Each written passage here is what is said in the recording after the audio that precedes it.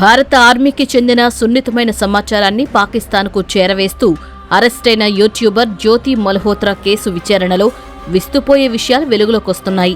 April 22న పహల్గాంలో పర్యాటకులపై ఉగ్రదాడి ఘటనకు 3 నెలల ముందు జ్యోతి పహల్గాం వెళ్లినట్లు తెలుస్తోంది. అక్కడ ఆమె వీడియోలు తీసినట్లు సమాచారం.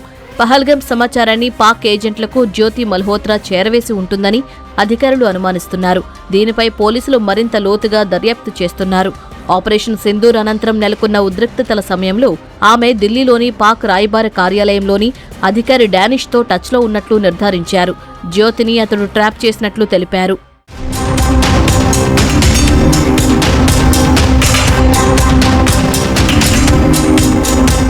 పహల్గాం ఉగ్రదాడికి ముందు జ్యోతి మల్హోత్రా పలుమార్లు పాకిస్తాన్లో పర్యటించిందని, ఒకసారి చైనాకు వెళ్లొచ్చినట్లు హిసార్ ఎస్పీ శశాంక్ కుమార్ తెలిపారు. పహల్గాం దాడితో ఆమెకు సంబంధం ఉందా లేదా అనేది విచారణలో తెలుస్తుందని పేర్కొన్నారు. దేశంలోని ఇతర యూట్యూబ్ ఇన్ఫ్లుయెన్సర్లతో ఆమె టచ్లో ఉందని, పాకిస్తాన్ నిఘా వర్గాల అధికారులతో సంప్రదింపులు జరిపిందని తెలిపారు. పాకిస్తాన్కు స్పాన్సర్ ట్రిప్ల ద్వారా ఆమె వెళ్లినట్టు అనుమానిస్తున్నట్టు చెప్పారు. మరోవైపు జమ్మూ కాశ్మీర్ మాజీ డీజీపీ శేష్ పాల్ జ్యోతి మల్హోత్రా పహల్గాం పర్యటనకు సంబంధించిన ఓ ఇన్స్టా వీడియోను ఎక్స్లో పోస్ట్ చేశారు.